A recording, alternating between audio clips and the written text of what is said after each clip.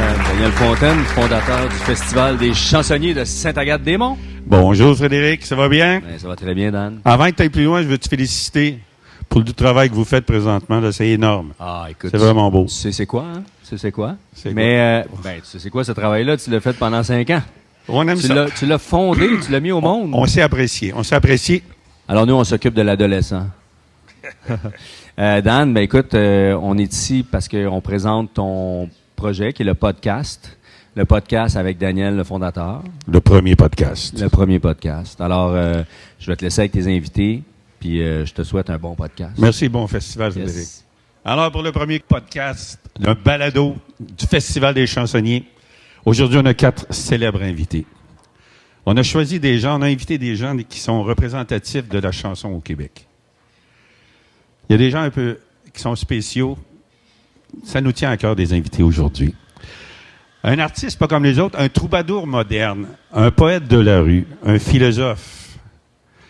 Il s'appelle Jamil. Jamil, c'est un chanteur qui jongle avec les mots comme un clown avec des couteaux. Ça fait sourire, mais ça tranche. Avec ses chansons pleines d'ironie, de lucidité, d'humanité, il met le doigt sur nos contradictions, nos revers, nos rêves aussi. On accueille Jamil.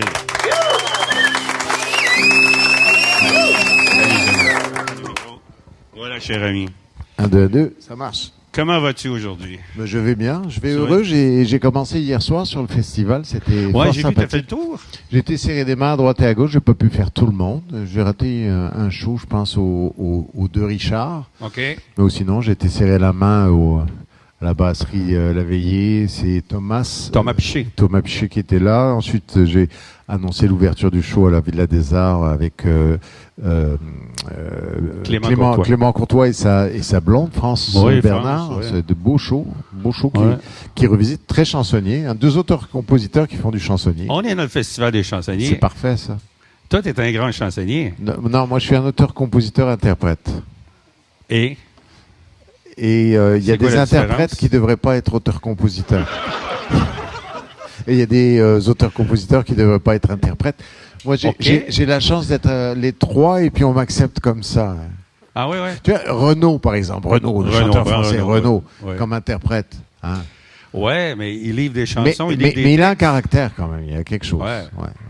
Ouais, Non, c'était des juste chansons pour le incroyables. présenter parce que Renaud, Mais je t'ai vu en spectacle, hein? Où ça? Oui, je t'ai vu au Petit Medley, je t'ai vu à Montréal, j'étais assis à l'avant, j'étais soufflé. Je me suis dit, enfin, quelqu'un au Québec qui écrit comme les grands Français qui écrivaient Brassens et compagnie. Brassens, c'est Des mon chansons école. à texte. C'est gentil. Tu nous faisais rire. Ouais. Moi, c'est sûr que ça fait rire les gens quand un grand auteur-compositeur compose une chanson qui s'appelle Je pète au lit avec elle. C'est quand même quelque chose. Ça, c'est mon Bob Épine à moi, ça. C'est ton Bob Épine à toi? Ouais. On me la demande tout le temps, puis je suis là, j'écris Les autre moitiés, chose. moitiés J'écris- aussi. Oh, Les oui, les moitiés. moitiés, déjà, c'est mieux, oui. Oui, je serais incapable de la chanter, moi. Le débit est trop Oui, rapide. ben, c'est grâce à mon psy que j'ai réussi à l'écrire, celle-là. Ah oui? Ouais. J'ai décidé de m'offrir, j'avais 40 ans, j'ai eu une blonde suicidaire. Oh. Et j'ai décidé. Il sourit en plus. Oui, non, mais il reste plus qu'à rire dans ce temps-là. Et non, elle est encore en vie, je crois. OK, bon, c'est bon. ça. OK. Donc, je peux sourire, c'est pas triste. Mais j'ai été voir un psy, puis j'ai fait ce qu'on appelle une analyse. Oh, t'as fait Tout une le analyse, monde OK. devrait ça devrait être payé par la RAMQ. RAMQ, Ouais, ouais. ça devrait être payé. Et puis je disais au psy, moi j'ai toujours rêvé de chanter. Je suis venu au Québec pour chanter il y a 45 ans maintenant que je suis ici. Et ouais? puis j'ai commencé une carrière, j'ai arrêté. Et puis il dit mais faites-le. À quelle année t'es arrivé ici? En 79. En 79? Ouais. T'étais chanteur. Non, pas du tout. Je suis arrivé à 18 ans avec une guitare et puis j'avais fait 2 couplets, je pense, dans une chanson. OK. Et puis je voulais être chanteur. Mais moi, j'ai entendu à travers les branches qu'il était un grand producteur d'artistes au Québec. Là. J'étais surtout agent de promo, promoteur. Ouais, ma force, c'était de faire des numéros 1 à la radio. C'était ça ma force. Il y a des années où 26 semaines sur 52, la chanson qui était au numéro 1, c'était moi qui m'en occupais. Ouais. J'ai jamais gagné de Félix, par exemple. Non? Non, j'en ai fait gagner 44. Mais moi, j'en ai jamais. T'as fait gagner 44, mais tu n'as jamais gagné. Ouais, non. Mais il fallait que tu connaisses le milieu. Comment tu as fait pour te rendre jusqu'à la radio, pour dire aux gens, cette chanson-là, cette chanteuse est bonne, faites jouer sa chanson? J'ai commencé j'ai commencé au bistrot d'autrefois. Okay. C'était le concours international de la chanson. Vous savez juste le titre, hein, c'est le bistrot d'autrefois, c'était 60 personnes. Et je me suis retrouvé en finale. J'ai rencontré ma future femme, mon ex-femme en fait, qui chantait aussi, Catherine Carnas. Elle chantait et puis elle me dit j'ai 6000 piastres, on devrait faire 2,45 tours. Je sais pas du tout comment ça marche, mais à mon avis c'est pas assez. Okay. Alors on a fait, je lui dis on va s'occuper de toi d'abord, puis après ça on s'occupera de moi. Alors on a sorti un 45 tours et puis il n'y avait pas d'agent de promo et on n'avait pas d'argent, donc j'ai décroché le téléphone et j'ai commencé à appeler les stations de radio et puis les directeurs musicaux. Puis je leur ai dit bonjour, je m'appelle Jamil, voilà, je sais pas comment ça marche. Et j'ai un 45 tours, qu'est-ce que je dois faire? Alors vous me l'envoyez. Et je commençais à faire ça. Il me disait comment faire. Tu as commencé à faire des contacts. Et puis là, ça a été un top 10. Et puis là, il y a d'autres artistes qui étaient inconnus qui sont venus me voir. Et j'ai fait d'autres top 10. Puis très rapidement, en 18 mois, j'ai réussi à devenir le numéro 1 de la promotion au Québec. Wow. Et puis là, les gars de radio me disaient « Jamil, tu nous fais chier, là. » Je dis « Ah, c'est vous qui m'avez appris, hein. » Et de te rendre là à ton album? Alors ça, c'est beaucoup plus tard. En 97, j'avais toujours ce rêve de chanter. Puis j'ai fait un album anonyme qui s'appelait Pépé Inc., qui a connu un succès de Cordonnier le plus mal chaussé. C'était un bel album. Avec Régent Bouchard à la guitare, il y avait des belles choses. Et il y a eu un succès qui s'appelait Un signe de toi, mais je savais pas que c'était un hit. Et l'album n'était pas en magasin encore. Ah oui, un hit sans être en magasin. Oui, c'est pas une bonne idée. Et puis ensuite, beaucoup plus tard, en 2000, j'ai ouvert une salle de spectacle qui s'appelait Le Petit Medley. Et puis mes employés faisaient des shows dans leur sous-sol. Et puis je leur ai dit, mais on devrait faire ça dans la salle. Et ils m'ont dit, on peut. Je dis, oui, on peut. C'est la salle au deuxième étage. Okay. Voilà, c'est une salle de 135 places. Officiellement 135 places. Et puis, moi, je me rappelle quand je t'ai vu en spectacle, je suis allé le voir après, j'étais impressionné de la qualité de l'enregistrement que tu avais de ton album. Ah ça oui? sonnait vraiment bien. Ouais. L'album, c'est hyper professionnel. Là. L'album a une qualité sonore. Ouais, ça, c'est possible, oui. Il y avait déjà Stéphane Grimm qui travaillait pour moi à cette époque-là, qui travaille sur le festival ici, qui est un des meilleurs. Et puis, donc, finalement, mes employés se sont accaparés à la salle de spectacle les lundis pour faire des shows staff. Et dès le premier show, ils sont venus me voir. Ils me disent, Boss, tu chantais, toi, à l'époque? Je dis, ouais, mais là, je chantais il y a 18 ans. C'est eux qui ont commencé dans la salle à faire des spectacles. Alors j'ai été faire 2 tonnes, puis ils ont trouvé ça drôle. Après ça, j'en ai fait 4. Puis rendu à 6 tonnes, j'ai dit, bon, je vais commencer à faire mes shows moi-même. Là, j'ai ressorti ma guitare. Ça faisait 18 ans que je chantais plus, là, que je faisais juste de la promo. OK. Ouais. Et puis voilà, c'est comme ça que c'est reparti. Je me suis remis à chanter. Et puis Pitié pour les femmes, ça c'est une autre histoire. Pitié pour les femmes, ouais. Pitié pour les femmes, le premier album. Ouais, c'est une blonde que je devais passer 3 jours de fin de semaine avec elle. Et je me suis rendu au chalet, puis elle s'est désistée. Je me suis retrouvé 3 jours tout seul à Sacré, avec du foie gras, des homards, des filets mignons, puis des bouteilles de vin, et puis une guitare. Tu as transformé ta peine en inspiration? 8 chansons. J'ai écrit 8 chansons en 3 jours. 8 chansons qui sont toutes retrouvées sur l'album, dont Pitié pour les femmes, dont faut que tu changes. Est-ce que tu lui as dit merci à cette Oui. Mais attends, je lui dis merci à tous les shows. Je raconte son histoire. Ah oui? Bah oui. OK. Ouais, c'est la moindre des choses. Tu as fait beaucoup de salles de spectacle? Ouais, je crois. Ouais, tu crois? Comme chanteur, tu veux dire? Oui, comme chanteur. Oui, quand même pas mal. Ouais.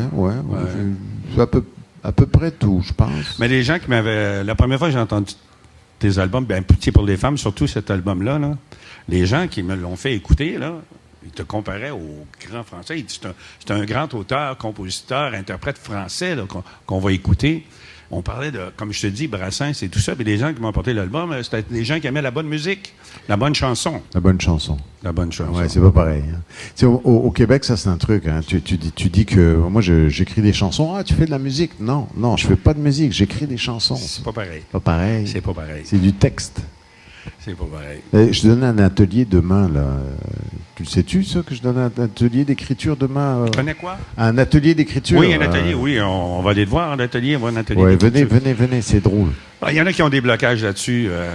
Écrire une chanson, à partir du début, aller jusqu'à la fin d'une chanson, là. Faut pas se poser de questions. C'est ça le truc. Faut pas se poser de questions. Ah, non, tu sais jamais où la chanson t'emmène. Tu la laisses te mener, puis à un moment donné, OK, c'est là que ça finit. C'est elle OK. qui fait sa vie seule, quoi. C'est comme ça que tu te retrouves avec 32 couplets sur les moitiés. OK, oui, on comprend. Pour revenir avec le psy, parce que c'est ça dont on parlait, avec le psy, il me dit à un moment donné, je lui dis au psy, je lui dis, c'est moi, le texte ça va là, mais c'est la musique. Ah. Il dit, mais c'est pas grave. Je lui dis, comment ça, c'est pas grave? Il me dit, ben, si c'est pas bon, tu le jettes. Il y a personne qui va rien te dire. Et là, je me dis, c'est bien vrai, ça. C'est tellement vrai. Ça fait que je me suis mis à écrire la moitié. Pendant que j'écrivais les moitiés, je disais, mais arrête, tu pourras jamais chanter ça.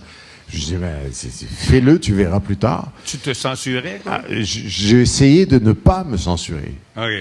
Parce que sinon, j'aurais arrêté tout le long. Puis rendu à 15 couplets, j'étais là, il faut que tu arrêtes. Mais non, mais fais-le. De toutes les façons, si c'est pas bon, tu le foutras à la poubelle. Il restait plein de choses à dire, quoi. Ça sortait tout seul. Ça sortait de ça? Et puis finalement, au bout de 32 couplets, j'étais là, je me disais, mais t'arriveras jamais à apprendre ça par cœur. J'étais pas obligé. Finalement, ça a pris 3 mois. Puis au bout de 3 mois, quand on écrit nos propres tunes, normalement, c'est quasiment instantané. On les apprend dans la semaine, on les connaît par cœur. Là, ça a pris 3 mois. Pas évident, hein? Non. Trouver les liens. Mais tu l'as chanté en Europe aussi, cette chanson-là? Beaucoup. Dans une grande salle ou une grande télé? Je l'ai fait à l'Olympia. À l'Olympia? Ouais, j'étais invité à l'Olympia par Michel Boujna. Boujna, oui. Boujna, l'humoriste, ouais. OK. As-tu fait Drucker aussi? Ou, Non, j'ai fait Patrick Sébastien. Ah, ça, c'est bon. 17 millions de codes d'écoute. C'est Pas d'album en magasin. 7 millions d'écoutes. Pas d'album en magasin, oui. C'était le plus grand cabaret, quoi? Les années bonheur, ça s'appelait. Les années bonheur, OK, ouais. Ça a bien marché, j'ai eu 2 ovations. Oui, je me rappelle, je l'ai vu. Ouais. J'ai vu l'extrait, là, j'ai vu ça, c'est impressionnant. Dans les salles où tu as performé, où tu as fait des spectacles, Sainte-Agathe, le Patriote. J'ai fait la petite salle du Patriote. Non, j'ai fait la grande une seule fois, mais je faisais 2-3 chansons à la fermeture l'année dernière. Donc, mais le Patriote, c'est des fantômes. Hein. C'est les fantômes quand ils sont là, c'est quelque chose. Moi, je les sens, les fantômes. Ouais, hein? Ouais. C'est fou. Mais là. c'est vrai ce que tu racontes. Je suis sérieux quand je dis ça. Je sens des présences. Quand tu te rappelles, dans la salle à l'entrée, il y avait les Fagnon, avec tous les artistes, le nom des artistes qui avaient chanté, des chanteurs. Il y en avait plein. Il y en avait plein de tous ceux qui ont chanté au Patriote. Je t'ai vu aussi au Patriote. C'est dans la petite salle? Dans la petite salle, puis après, je me rappelle, on a jasé beaucoup. Je prenais une bière, tu prenais de l'eau. C'est possible. On a eu du fun. On parlait avec Alexandre Gélina. Tu te rappelles? Ah oui. On l'invite à venir se joindre à nous. Oui, il faut parler à Alexandre. Allez, on invite Alexandre. Il se joint à nous pour parler de culture. Bonjour, Alexandre. Bonjour, mon cher Daniel. Salut, allô, Alexandre. Jamil, ça va? Ouais. Merci d'accepter l'invitation, Alexandre. Ça fait plaisir. Mais c'est vrai qu'au Patriote, il y a plein de fantômes. Michel Rivard, il disait, en termes de fantômes au Patriote, c'est l'Halloween. C'est vrai qu'on a eu le bonheur d'accueillir Jamil. Oui, mais je me rappelle de cette soirée, on l'a vu en spectacle. C'est son ouverture. Il faisait en silence sa guitare, puis à un moment donné, il crie dans le micro. Tout le monde. Ah oui, c'était cette ouverture-là, oui. En arabe.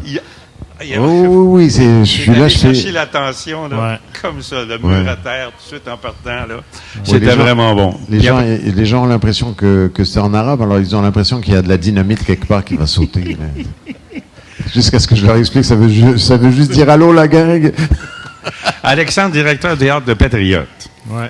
Depuis 13 ans. Depuis 13 ans. C'est une consécration, ça.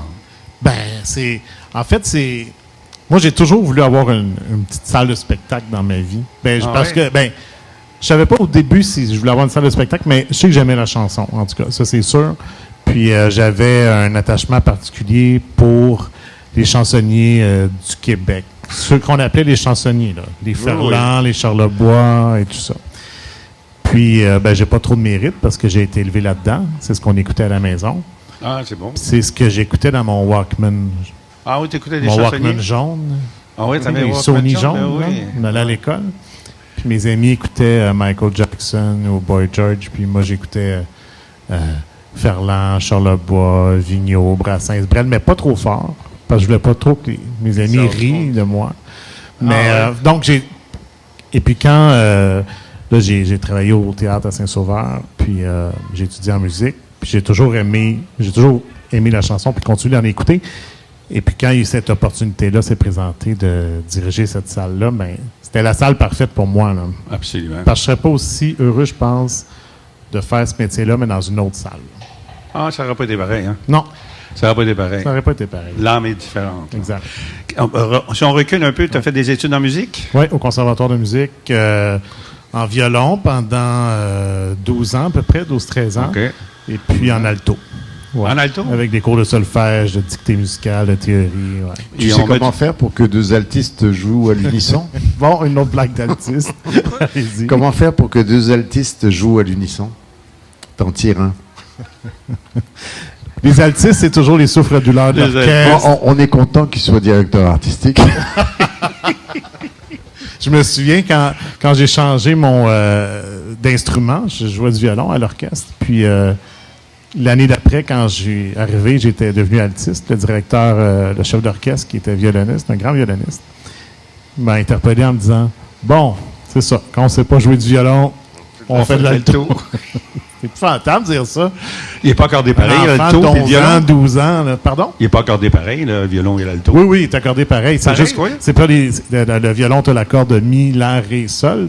Et puis, en alto, c'est la, ré, sol, do. Donc, tu as le do.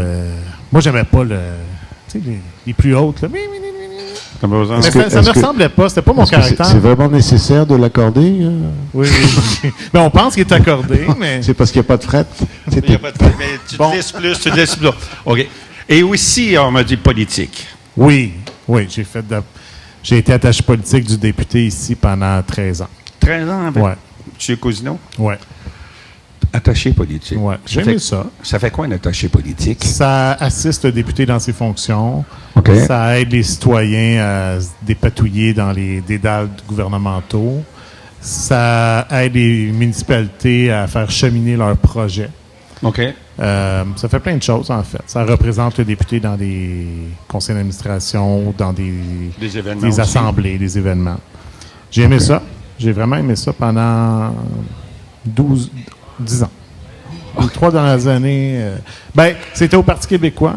OK. Puis il y a eu la démission de Bernard Landry, puis ça a été des années difficiles après. Puis le cœur n'y était plus. Le cœur n'y était plus. Non. Hein. Alors j'ai décidé d'arrêter. OK. Puis j'étais déjà impliqué au conseil d'administration du Patriote, qui était un organisme sans but lucratif, qui loue le théâtre, parce que le théâtre appartient à la ville. Donc, j'étais sur le conseil d'administration de cette OSBL-là. OK. Et puis, je donnais un coup de main, puis on faisait quelques spectacles par année. Puis, à un moment donné, on s'est dit, là, on ne peut plus, à coup de bénévole, soutenir tout ça. Il va falloir une direction. Il va falloir embaucher quelqu'un en permanence. Fait que, là, j'ai levé la main. Je dis, moi, je suis disponible si vous voulez. Disponible, oui.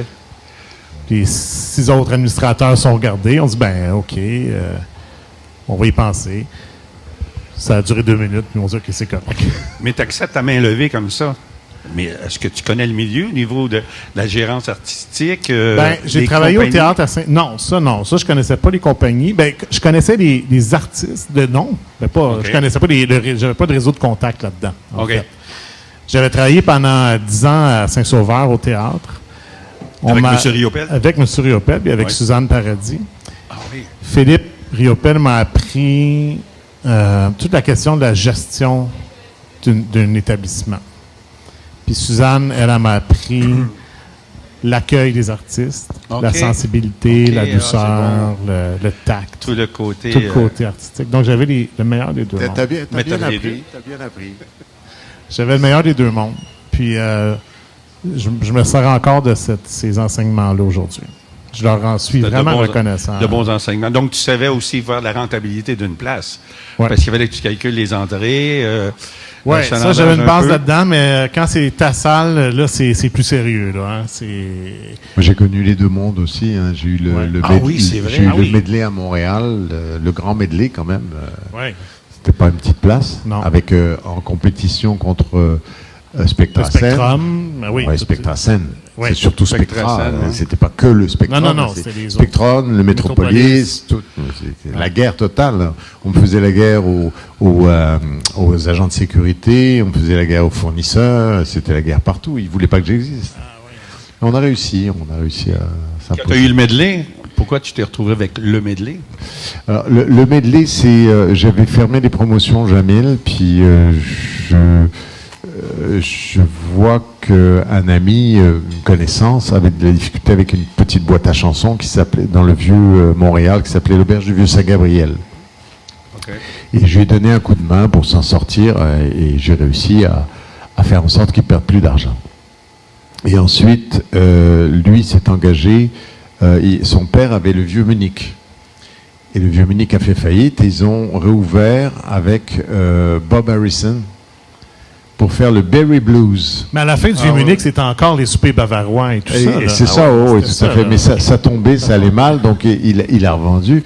Et Bob Harrison a voulu m'engager comme attaché de presse pour le Berry Blues. Et j'ai accepté à condition que j'ai la programmation au moins 3 semaines avant l'ouverture. 3 semaines avant l'ouverture, il n'y avait toujours rien.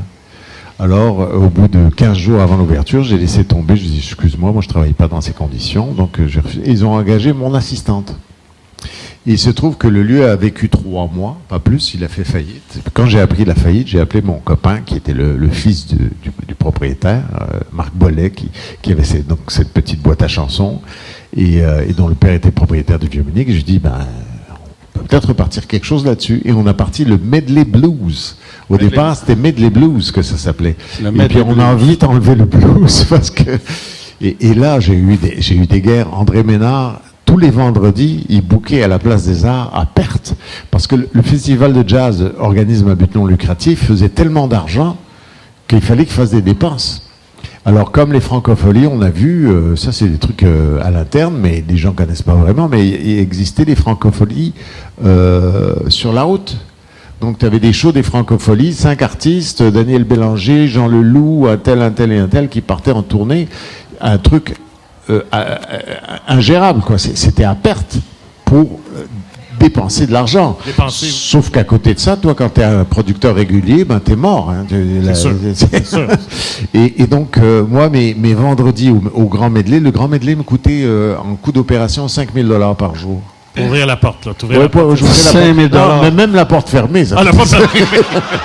C'est la porte fermée qui coûtait 5 000. Ouvert, ça coûtait plus. Et, non, mais attends, je peux t'expliquer ça, c'est un truc que peu de gens connaissent. Je vais t'expliquer, j'ai développé des affaires.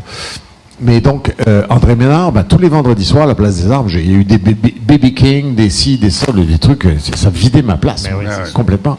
Alors, on a abandonné le blues, on a commencé à partir la vague des covers. Ouais.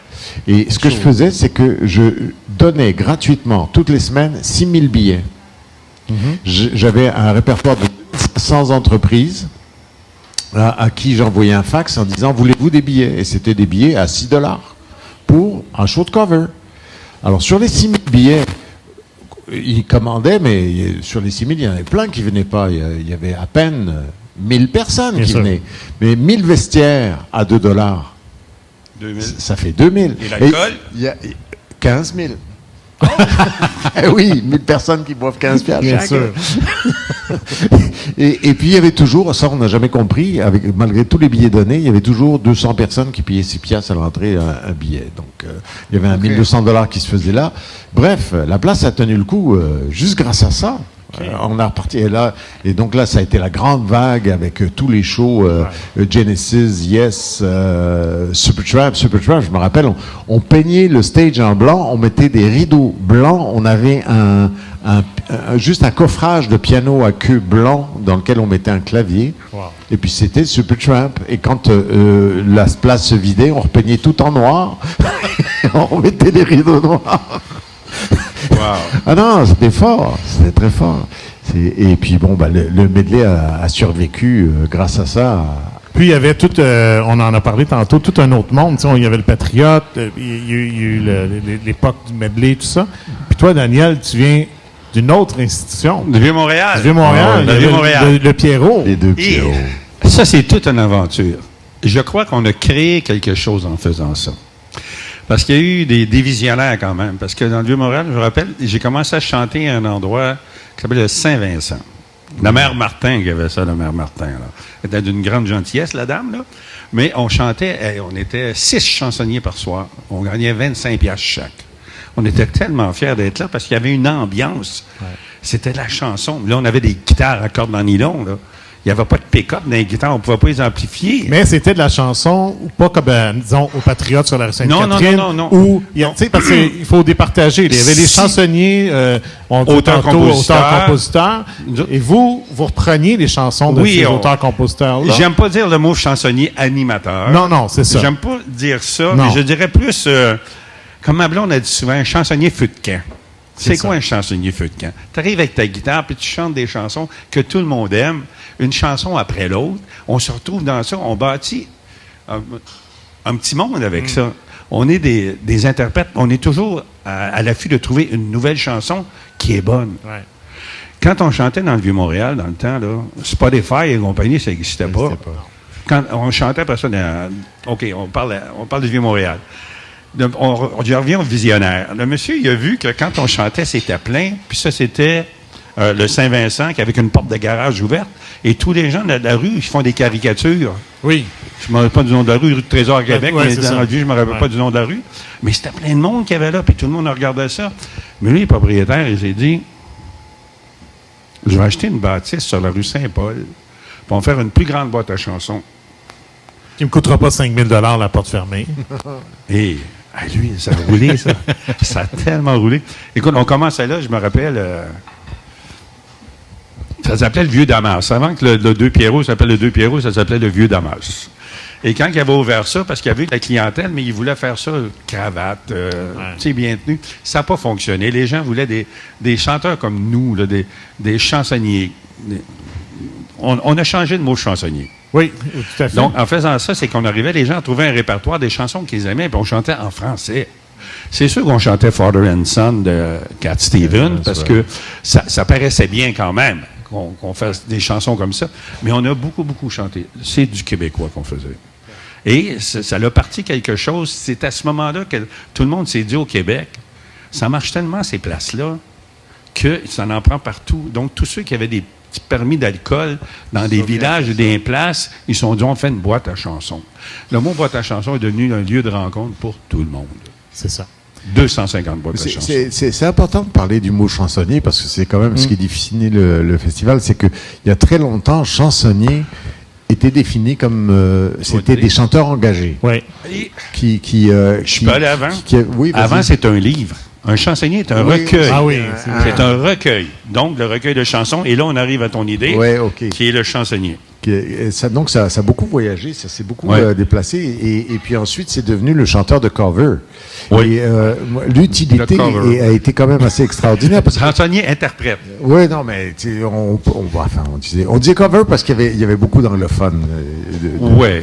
Ça chantait beaucoup en anglais aussi. On peut me poser une question après. Oui. Vas-y. Ouais, mais ce que je voulais dire, c'est que quand le père de Grimaldi a commencé à faire des tournées. Ouais. Oui, Jean Grimaldi. Jean Grimaldi a commencé à faire des tournées. Il y avait des artistes qui chantaient des chansons d'artistes qui allaient venir plus tard. Ce qui fait que leurs chansons, lorsqu'ils arrivaient étaient connues avant d'arriver. Ce qui leur permettait C'était de la promotion? C'était de la promotion. Et les chansonniers, c'est devenu ça. Oui, parce que quand les chansonniers s'accaparent une chanson, c'est l'immortalité de la chanson, là. C'est clair. Moi, j'ai une chanson qui est chantée par tous les chansonniers au Québec. C'est pas moi qui la chante, mais c'est moi qui l'ai composée, qui en ai fait le texte. C'est La Barre Tendresse. C'est toi qui as composé ça? Ben oui, La Barre Tendresse avec Dan Georgesco, oui. Donc, j'adore ça. Je me demandais. Ah oui, mais ça, c'est la chanson Tout le monde debout. Ça, là. Ouais, mais c'est tellement. J'ai tout le temps été surpris. Comment il s'appelait le français? Il est venu à mon restaurant ici. Tabra. Tabra. C'était pas Tabra, ça, non? C'était moi. Non, mais lui, il faisait des chansons comme ça aussi. Ouais. Mais je me suis posé la question comment quelqu'un qui arrive de l'extérieur, il arrive d'un autre pays, puis il compose des chansons québécoises, plus québécois que les Québécois. Parce que La Barre Tendresse, c'est élevé, là. C'est universel. C'est universel. Non, mais ça, c'était le petit medley. Moi, j'étais le propriétaire du petit medley. J'en ai vu des barres tendresses. J'avais 75 employés. J'adore cette chanson-là. Mais pour les chansonniers aussi, les ambassadeurs, Tu as parlé l'autre jour d'une chanson, Le vieux dans le bas du fleuve. Oui. Bon, Oui. Gaston Mandeville. Mandeville. Cette chanson-là, si on ne l'avait pas chantée dans le vieux, elle n'aurait jamais eu la vie qu'elle a. Absolument. Tout à fait. Non, c'est ça. Les chansonniers. Il y a plein de gens aussi qui ont découvert ces chansons de Beau Dommage, même d'Harmonium, de Raoul Duguay, on pense la bite à Tibi, parce qu'ils sont allés dans ces salles Puis chez la vous. chanson française, oui. Parce qu'il y a des gens qui me disaient, mais pourquoi le Patriote participe à ce festival des chansonniers? Tu sais, les gens du milieu, disons. Oui. C'est pas pareil, c'est pas les auteurs-compositeurs, tout ça. Ben, je dis, moi, c'est pas pareil, c'est pas le même métier, mais non, mais il y a des nuances. C'est ça que je veux dire. C'est le même métier. J'ai tellement d'idées qui me viennent Je en sais. tête quand tu parles de ça, là. Mais les gens qui ont appris ces chansons-là dans les, mettons, Pierrot, dans des endroits comme ça, ben, s'ils viennent après écouter Paul Piché chez nous ou ils viennent écouter des artistes, c'est parce qu'ils ont découvert aussi, en grande partie. Mais souvent, les gens nous demandaient, après, tu as fini de chanter. De toute façon, ça marchait au Pierrot, là. C'est qu'on est 2 par soir. Tu commences à 8h30, tu vas jusqu'à 9h30, 9h30, l'autre embarque. Et 10h30, c'est toi qui rembarques. 11h30, c'est lui qui embarque. Là, tu rembarques après. Donc, tu as 2 chansonniers tout le temps. Ou des fois, moi, quand je chantais au Pierrot, j'étais seul à la guitare, pas de track, rien, avec un band qui jouait après, là. Et quand l'orchestre finissait, 1 heure après, là, je rembarquais tout seul avec la guitare. Non, mais c'est du sport, là. C'est mieux d'être bon. Hein. Mais souvent, après, la personne, elle venait te voir, elle dit, hey, la chanson que tu as chantée tout à l'heure, c'est quoi? Ah, c'est Michel Rivard. Oui. Donc, on faisait la promotion des chansons. Mais après, la personne allait acheter l'album de Michel Absolument. Rivard ou elle allait le voir en Absolument. spectacle. Donc, c'est pour ça que je dis, Tout à fait. ça fait partie, c'est intégré, tout ça. Moi, je vois pas de... On va regarder ça d'un autre côté. J'ai pas de chapelle, moi. Non, c'est bon, ça. Mais j'ai toujours remarqué que toi, directeur d'un grand théâtre comme ta salle de spectacle, tu as un théâtre, mais c'est une salle de spectacle. C'est une salle de spectacle. Et tu tripes 2 Pierrot. Solide. Oui, puis j'essaie d'accueillir tout le monde, tous les types de chansons et de chanteurs et d'auteurs, compositeurs, interprètes. Paul Darèche, la première fois qu'il est venu là, chez nous, ça fait 6 ans, 7 ans, 8 ans, là, quelque chose comme ça, il me disait, Alexandre, il dit, je suis tellement heureux de faire le Patriote. Il dit, tu sais pourquoi? Il dit, moi, ça a toujours été Percival puis Yves, Dieu et leur âme. Ils n'ont jamais voulu m'accueillir ici. Moi, j'étais un country. Là. Oublie ça, les country, ça ne rentrait pas au Patriote. Là. Michel Louvain, ça ne rentrait pas au Patriote. Là. Puis, mais dis-moi, j'ai été élevé avec Ferland, avec Brassens, avec Brel, avec Charlebois. C'était mes idoles. Vigneault, j'ai écrit. Ouais. Puis, dit de faire cette salle-là, fait que t'es le premier qui fait rentrer un country. Mais, tu sais, il y avait ces chasses gardées là. J'ai une anecdote pour vous. J'ai été administrateur de la disque. J'ai été directeur du scrutin pendant 2 ans. Je t'en ai glissé un mot la dernière fois. On m'avait mis là parce que c'était un siège éjectable. C'est à l'époque, la disque, c'était les scandales. Et j'ai réglé toutes les histoires de scandales. C'est une autre longue histoire. Mais arrive le 3e album de Beau Dommage. Ouais. Et on est en catégorisation. Et puis tout le monde veut autour de la table, on est 12 à catégoriser. Et c'est tout le jury du scrutin, tous les membres du scrutin. Et ils mettent ça dans la catégorie populaire, chanson populaire. Je dis non, c'est du western ça. Beau Dommage, le 3e. Oui. Alors ils me disent, ben non. Country western. Je dis c'est une catégorie, on a du mal à mettre du monde, mais c'est country western, c'est Beau Dommage, c'est très bien, c'est un super album, je respecte, mais c'est du country western. No way, mais t'es-tu malade, t'es fou. Ok, on écoute. Et on se met à écouter tune après tune, les rythmes, les styles de guitare, tout. Et là, ils sont tous là en train de me regarder. Ah ben oui, ah ben oui, ah ben oui, ah ben oui, eh ben oui. Alors on l'a catégorisé country western. Ah oui? Mais le comité de scrutin de la disque est un comité qui agit en tant que conseiller du conseil d'administration. Ouais. Et le président, à ce moment-là, je pense, c'était Michel Bélanger. Ah, okay. Et quand il a entendu ça, il a fait une crise. Donc, on n'a pas pu les catégoriser là, mais c'est là qu'ils auraient dû être. Et aujourd'hui, ça se bouscule pour être country western à la disque. Patrick Normand me contait, il dit, quand il est venu au théâtre aussi, il dit, moi, personne ne m'a invité ici. Sors de Montréal. Là, tout le monde veut jouer avec eux. Sors de Montréal.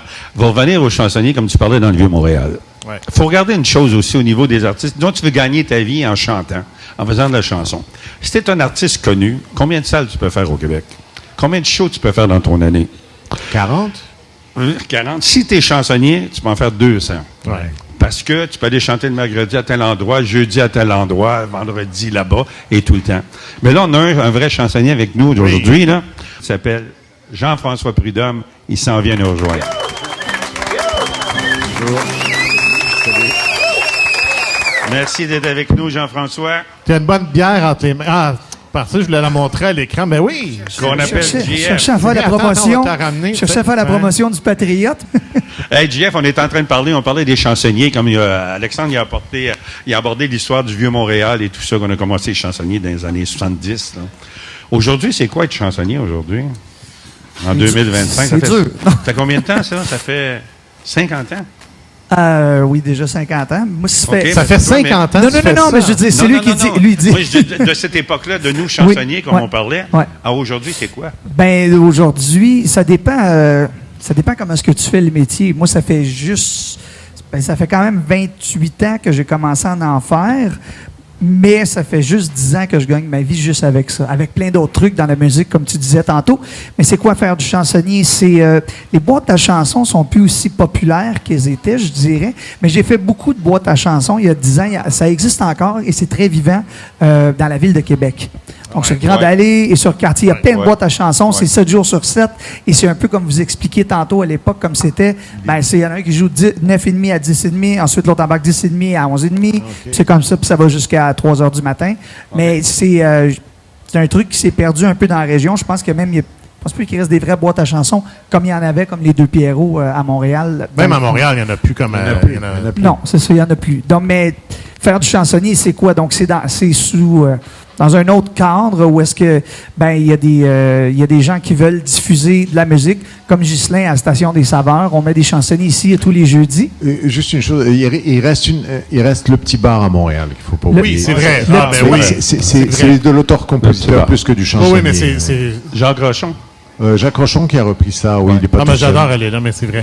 Ah oui, il faut le souligner. Ah oui, pour de la chanson originale, c'est le seul Saint-Denis, Sherbrooke. Donc, c'est ça. Donc, à l'inverse des boîtes à chansons comme à Québec, ou surtout dans les, comme je disais ici, la Station des Saveurs, on peut glisser une ou deux chansons originales, mais c'est beaucoup plus un volet où est-ce qu'on va interpréter les chansons des chansonniers ou n'importe quel qu'on veut faire. Puis c'est ça, Ghislain m'engage ici tous les jeudis. Donc, c'est un peu ça du chansonnier pour des restaurants, pour des bars, pour des 5 à 7, pour des trucs. Puis ensuite, il y a tout le volet, autant de chansonniers qui est pour le corporatif ou le privé ou tout ça. Donc, est-ce que le francophone a encore sa place? Oui, a encore sa place. Je dirais que c'est très rare que je vais avoir une demande pour un spectacle qui va être 100% francophone. Ouais. J'ai déjà connu... Non, mais je veux dire un mix. Dans le mix, oui, moi, je dirais quand je travaille comme d'office, c'est pas que je veux pas en faire, mais c'est à peu près... Ça représente dans un spectacle de 3 parties de 45 minutes, peut-être 20% du spectacle. Ah, maximum. Les autres chansonniers. Des classiques, là. Oui. Ou sinon, je veux dire, si tu peux te faire plaisir avec une chanson, mais je pense que faut tout le temps avoir du plaisir en faisant de la musique, mais il faut tout le temps que tu gardes en tête qu'il faut que tu fasses une chanson que les gens vont reconnaître et qui vont apprécier. Si tu fais une chanson, peu importe français ou anglais. Dans les chansonniers qui roulent aujourd'hui, là, dans le coin aussi, ou peut-être à Laval, ou aller jusqu'à Montréal, des chansonniers, leur proportion de chansons francophones? Je dirais que c'est à peu près la même chose. C'est très colonisé. Hein? On chante beaucoup de chansons anglophones. Tout le monde écoute beaucoup de musique anglophone. Donc, je veux dire, on fait de la chanson 100% francophone juste dans le temps de la Saint-Jean-Baptiste, quand tu y penses. Oui. Mais j'ai chanté longtemps à Saint-Sauveur. J'avais une belle terrasse que j'affectionnais. Là-bas, j'ai eu tellement de fun. Je chantais presque en français. Mais à Saint-Sauveur, il n'y a personne qui chante en français. J'allais dans des autres endroits, jamais j'entendais une chanson en français. Mais les gens venaient me voir parce qu'ils trouvaient quelque chose de différent aussi en faisant ça. Qu'est-ce qui t'emmenait à la musique, toi? C'est dans le... Il a lâché l'école. Il a lâché l'école? Vous êtes pas loin, en fait. Vous êtes pas loin, Jamil, en fait, parce que du temps où j'essayais de terminer mes études, puis j'étais à l'école des adultes, j'avais déjà mon cellulaire et on m'appelait en plein cours pour que j'aille faire de la musique dans l'après-midi. Voilà. Donc, à un moment donné, la chaîne, elle a soit débarqué ou elle a embarqué. Mais c'était dans mon DNA, c'était écrit que j'étais pour faire de la musique parce que j'avais une famille musicale. Mon oncle était batteur.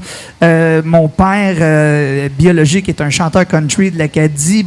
Mon père qui m'a élevé depuis que je suis né m'a fait écouter ses vinyles. Lui aime ça chanter aussi. Donc c'était ça le rêve c'était de vivre de la musique. Puis Mais je le c'était vis. ton rêve, ouais. C'était mon rêve. Moi, c'était juste ça le rêve. C'était pas d'être une rockstar. C'est intéressant ce que tu dis parce que, tu sais, quand je disais j'ai pas de mérite, j'écoutais les auteurs-compositeurs parce que j'ai été baigné là-dedans pendant mon enfance puis tout ça. Fait que l'éducation, tu sais, puis de faire écouter de la musique à nos enfants puis à nos jeunes, mais ça C'est absolument. ça Quand donne ils des baignent dans résultats ça, après, là. c'est Mais ce oui. qu'ils aiment à un moment Mais donné. oui. La musique francophone, je l'ai découverte par moi-même parce que mon père me faisait juste écouter des vinyles des groupes américains, vous comprenez? Donc moi, c'était les Beatles, c'était Pink Floyd, c'était Led Zeppelin, c'était Genesis, c'était Elvis Presley, c'était toute cette affaire-là. Puis après ça, ben moi, je me suis mis à être curieux. Puis là, des fois, j'écoutais du Brassens ou du Aznavour. Puis là, j'étais comme, c'est bien bon ça. Puis mon maudite musique, pas bon. OK, ben moi, j'aime ça. Ben, je suis désolé, tu m'as éduqué là-dedans. Donc après ça, ben, un peu plus tard, Jean Leloup, Paul Piché, Richard Desjardins, qui sont des chansons que je fais dans mes spectacles tout le temps, là, tu sais. Ce soir, tu as un spectacle? On était à la Place Lanier. Ouais. Ouais. Ça va être bon, ça, ce soir. J'espère. D'autres questions aussi? Tu t'occupes aussi des disques, des jeunes, pour faire de la promotion, c'est-à-dire enregistrement? J'ai fait ça, j'écoutais Jamil parler tantôt. C'est fascinant de voir à cette époque-là tout le travail puis le courage que vous avez eu pour partir de rien et décider, je vais faire de la promotion radio, moi. Parce qu'on a eu... C'était ça où vous lavez la vaisselle dans un bar? c'est ça. Fait que, tu sais, nous, j'ai eu une maison de disques. J'en suis plus maintenant, mais avec Georges, on avait les disques Phoenix. Puis, on a souvent engagé des promoteurs radio. C'est tout un travail de fond. Là, c'est essayer de rejoindre des gens, c'est les contacts et tout. Bon, j'imagine, de votre époque, le téléphone répondait. À ce temps, ils répondent même plus. Ça a dû changer moi, c'est un côté que je connais pas. J'ai arrêté en 2001. Je m'occupais de Notre-Dame de Paris. J'ai été voir Paul Dupont-Hébert, qui était un de mes plus gros clients. Je faisais Cabrel avec lui à l'époque. Et je lui ai donné 5 numéros de téléphone. Je dis, voilà, tu as 5 numéros de téléphone à faire. Alors, dans ton équipe, il y a Éric Alain, il y a Dick Carbone, il y a un tel. Si vous partagez le travail, c'est réglé. Vous avez 5 appels à faire, j'ai plus de métier, moi. Alors, il y a des gens qui ont continué à faire de la promotion, mais je les crois pas. La promotion n'existe plus. Ils appuient sur un bouton, ils envoient des emails. Il n'y a plus de combat direct avec le directeur musical en disant pourquoi tu tournes pas la chanson, faut que tu me l'expliques et que ce soit logique. Ouais. Il y en a plus de existe ça. plus. Mais moi, je me battais vraiment. Et puis, Nick Carbone, il était pire que moi, ça hurlait au téléphone. C'était vraiment des combats. En fait, je pense que c'est quasiment c'est très laid, mais je veux dire, ça devient quasiment une réussite si tu as un retour, parce qu'on s'entend le but, tu sais, je veux dire, si tu veux tourner puis tu faire en tout cas dans la réalité d'aujourd'hui, si tu veux faire des spectacles puis tu veux aller jouer en région puis tu veux faire partie des festivals, etc., tu tournes dans les radios en région, puis oui, si tu rentres à C'est quoi ou à CKMF ou les gros réseaux, sauf que juste de te faire répondre par C'est quoi, et puis disent « Hey, merci, Jean-François, j'ai reçu ta chanson, c'est très cool, mais ça ne fait pas dans le... » On est comme « Yes! » Ils m'ont répondu! répondu. Ils m'ont dit « Non! » Mais ils m'ont répondu. C'est une réussite en soi. Ouais. Donc, c'est vraiment là que c'était avec la maison de disques. Fait que j'ai fait ça beaucoup. Je racontais à Alexandre tout à l'heure qu'à l'époque, j'avais fait un article dans la revue Voir, l'époque où la revue Voir Montréal était très lue. C'était Richard Martineau qui était le rédacteur en chef, et ça avait fait un gros boom. Cité Rock Détente m'avait remis un trophée à eux du meilleur agent de promotion de l'année, et au lieu d'aller chercher le trophée, j'ai écrit un article contre eux parce qu'ils m'avaient refusé, entre autres, les chansons qu'ils m'avaient refusées, c'était Je t'oublierai d'Isabelle Boulet, Le temps des cathédrales, c'était pas un hit, et puis Je ne t'aime plus de Mario Pelcha non plus. Ça marche. C'est des tunes qui n'ont pas marché. Ça fait partie des tunes que... Tu vois qu'il y a des fins renards c'est la pointe de l'iceberg de ce qu'ils m'ont refusé, mais j'avais quand même la possibilité de leur parler de vive voix. Aujourd'hui, ils se cachent. Non. Ils se cachent. C'est ça. Aujourd'hui, on ferait quoi aujourd'hui si un jeune veut se lancer? Il y a de belles chansons, de belles compositions. Je travaille encore là-dessus. On a des bons outils en ligne, des gens, des sites comme 45tours.ca, donc que vous devez connaître. 45tours.ca. Donc ça, c'est un truc qui te permet qu'ils ont un mailing list que ça envoie dans tous les radios, mais après ça, t'as un truc dont je ne me souviens plus que j'étais abonné du temps de la maison de disques qui te donne tous les contacts. Il y a comme 35 000, autant de télévision. Fait que tu peux te faire un mailing list, encore là, ça répond. Mais c'est un peu comme ça que tu... en fait, j'en fais encore au sens où j'ai plus la maison de disques, mais un artiste qui dit à JF, je vais faire quelque chose, qu'est-ce que je fais? Fait que là, moi, je suis facilitateur un peu. Je vais expliquer comment ça marche. Ce qui est encore plus dur, c'est que moi, à mon époque, il sortait peut-être une vingtaine de chansons par semaine. Aujourd'hui, C'est en bas de 45. J'ai compté seulement sur 45 tours parce qu'il y a des gens qui ne passent pas par 45 tours puis qui prennent un pisteur que le pisteur ne passe pas par... Moi, je passe par là. J'ai déjà travaillé avec des pisteurs aussi qui nous envoient des rapports. Maintenant, le site est très bien. Je fais pas la promotion de 45 tours, là, mais je veux dire, c'est bien fait. On peut suivre les spins en temps réel. On peut envoyer des rapports à nos artistes et tout. Mais c'est à peu près ça. Une affaire comme 200 tonnes par semaine. Ah oui, on est rendu là. Puis là, on parle de radio. Mais se produire sur scène, là, ça, c'est un autre combat. Là. Moi, je le sais, chez les diffuseurs, disons, dans notre réseau, là, nos programmations sont faites 1 an et demi d'avance, là, puis on a des grandes salles.